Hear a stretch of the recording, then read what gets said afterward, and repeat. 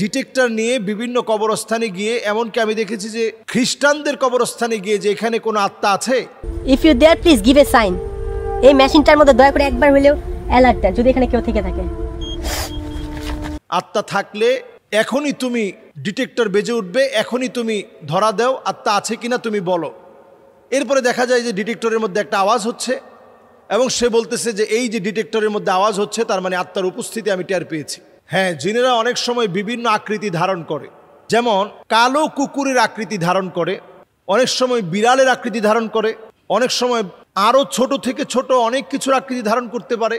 তো এই যে বিভিন্ন আকার আকৃতি, এটা আপনি দেখবেন এবং দেখা সম্ভব। এবং আমি আমার নিজের চোখেও দেখেছি। একদিন আমরা মাহফিল থেকে ফিরছিলাম, আমরা দেখলাম লম্বা চূড়া বিশাল। আমি শুধু না, এখানে যারা আছে এর মধ্যে আমার ড্রাইভার দেখেছে, একজন ক্যামেরাম্যান ছিল সেও দেখেছে। আমরা তিনজন একেবারে এক চোটে আমরা তাকিয়েছি এবং আমরা দেখেছি যে হেলে দুলে হাঁটতেছে, হাতের মধ্যে কিছু একটা বিশাল লম্বা চূড়া, মানুষের মতোই অনেক লম্বা চূড়া। লাইটগুলো যখন তার দিকে ফোকাস পড়েছে, চতুর্দিক দিয়ে কুয়াশার মধ্যে মিশে গিয়েছে। ইদানিং দেখা যাচ্ছে অনেক কবরে ডিটেক্টর নিয়ে গিয়ে জিনের উপস্থিতি আছে কিনা সেটা বলা হয় এবং দেখা যায় পরবর্তীতে সেখানে জিনের উপস্থিতি লক্ষ্য করা যায়। বিষয়টা কি কোরআন হাদিসের দৃষ্টিকোণে সত্য কিনা, অত্যন্ত একটি গুরুত্বপূর্ণ বিষয় বলে আমি এটা মনে করছি। মানুষ টাকা কামানোর জন্য এখন নানা পথ পন্থা অবলম্বন করছে। সেই পথ পন্থাগুলোর মধ্যে একটি পথ হচ্ছে এই যে অনেকেই চিন্তা করছে যে আমাকে টাকা কামাতে হবে। সেই টাকা কামাতে গিয়ে একটা ডিটেক্টর নিয়ে বিভিন্ন কবরস্থানে গিয়ে, এমনকি আমি দেখেছি যে খ্রিস্টানদের কবরস্থানে গিয়ে, যে এখানে কোনো আত্মা আছে, আত্মা থাকলে এখনই তুমি ডিটেক্টর বেজে উঠবে, এখনই তুমি ধরা দাও আত্মা আছে কিনা তুমি বলো। এরপরে দেখা যায় যে ডিটেক্টরের মধ্যে একটা আওয়াজ হচ্ছে এবং সে বলতেছে যে এই যে ডিটেক্টরের মধ্যে আওয়াজ হচ্ছে তার মানে আত্মার উপস্থিতি আমি টের পেয়েছি। এই যে এই জাতীয় কথা বলা, এটা কেমন যেন সরাসরি কোরআনুল কারীমের বেশ কিছু আয়াতকে অস্বীকার করা। আমরা কোরআনুল কারীমের সূরা আরাফের ২৭ নং আয়াতে কারীমাতে যদি আমরা তাকাই, আমরা দেখব ইন্নাহু ইয়ারাকুম হুয়া ওয়া কাবিলুহু মিন হাইসু লা তারাউনাহুম।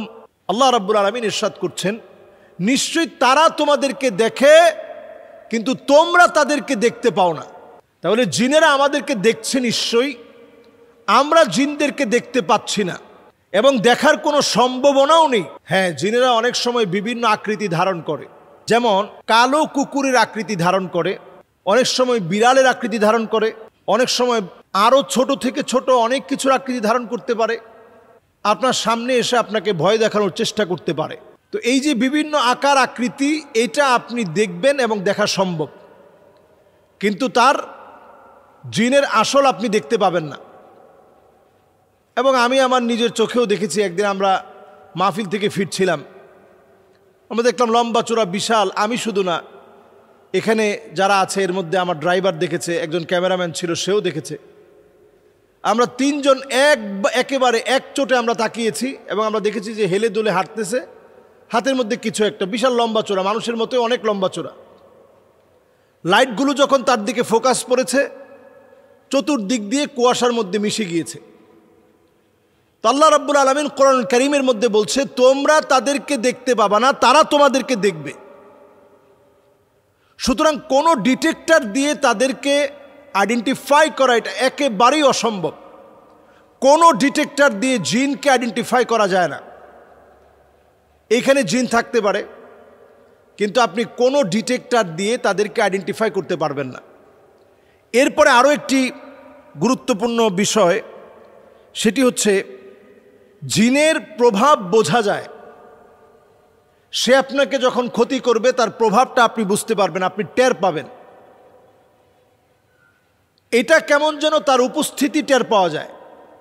যেমন লোকটা একেবারে এলোমেলো হয়ে যাওয়া এবং তার ভিতরে এমন আচরণ, এমন শক্তি, একাই কয়েকজনকে আঘাত করে ফেলতেছে, উদ্ভট আচরণ করতেছে, নিজের চুল নিজে ছিঁড়ে ফেলছে।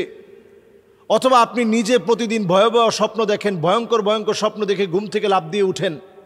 প্রচণ্ড জ্বর, আপনার রাত্রেবেলায় আসলে আপনার প্রচণ্ড জ্বর আসে এবং আপনি দেখেন যে ফ্যানের উপর কী যেন ঘুরছে, কেউ যেন আপনার ঘরের মধ্যে দৌড় দিয়ে চলে গেল। এই জাতীয় ঘটনা যখন ঘটবে, আপনি তার অস্তিত্ব বুঝবেন এবং বুঝবেন যে সে আপনার ক্ষতি করার চেষ্টা করছে। এই ক্ষতিটা অনেক সময় আপনি দেখবেন ছোট ছোট বাচ্চাদেরকে বেশি ক্ষতি করা হয়, নারীদেরকে বেশি ক্ষতি করা হয়। এর কারণ হচ্ছে নারীরা যখন অসুস্থ থাকে তখন নারীরা একেবারেই দোয়া কালাম ছেড়ে দেয়। আমি বলবো তখনও যে মাসনুন দোয়াগুলো আছে এই দোয়াগুলো নারীদের হায়েদা অবস্থায়, অসুস্থ অবস্থায় আপনারা পড়তে পারবেন, আপনারা তখন এটা পড়বেন। এরপরে যেটি গুরুত্বপূর্ণ বিষয় সেটি হচ্ছে ছোট ছোট বাচ্চাদেরকে দেখবেন যে তারা আসর করে। কেন আসর করে? এই জন্য ছোট বাচ্চাদেরকে আসর করে, তারা ছোট বাচ্চা বলে তারা পড়তে পারে না। সূরা ইখলাস, সূরা ফালাক, সূরা নাস পড়ে ফু দেওয়া, এই কাজগুলো তারা করে না। ঘর থেকে বের হতে যাওয়ার সময় বাচ্চাদেরকে মা পিছন থেকে শিখিয়ে দিবেন যে বাবা বলো লা হাওলা ওয়ালা কুওয়াতা ইল্লা বিল্লাহ, বাবা বলো বিসমিল্লাহি তাওয়াক্কালতু আলাল্লাহ, লা হাওলা ওয়ালা কুওয়াতা ইল্লা বিল্লাহ, বিসমিল্লাহি তাওয়াক্কালতু আলাল্লাহ, লা হাওলা ওয়ালা কুওয়াতা ইল্লা বিল্লাহিল আলিয়্যিল আযীম। আপনি ভিতর থেকে বলে দিবেন, বাস। এরপরে আপনার সন্তান লিফটে উঠলো, একসঙ্গে গেল, আবার প্রতিষ্ঠানে দিয়ে আসার সময় আপনি সন্তানকে পড়িয়ে দিয়ে আসবেন যে বাবা প্রবেশ করো, এবং বলার সময় আপনি নিজে মুখে মুখে বলে দিবেন বিসমিল্লাহি তাওয়াক্কালতু আলাল্লাহ, লা হাওলা ওয়ালা কুওয়াতা ইল্লা বিল্লাহ। এইভাবে করে আমরা আমাদের আমল পরিবর্তন করার মধ্য দিয়ে আমরা ছোট ছোট বাচ্চাদেরকে হেফাজতে রাখার জন্য আল্লাহর কাছে দোয়া করতে পারি।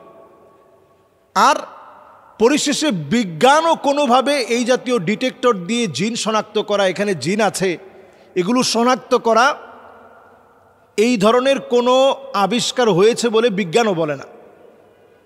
তাহলে আমরা বলতে পারি অশরীরীয় আত্মা অথবা খারাপ আত্মা বলে কবরের মধ্যে গিয়ে জিন খুঁজতে যাওয়া, এটা ভয়াবহ একটা গুনাহের কাজ।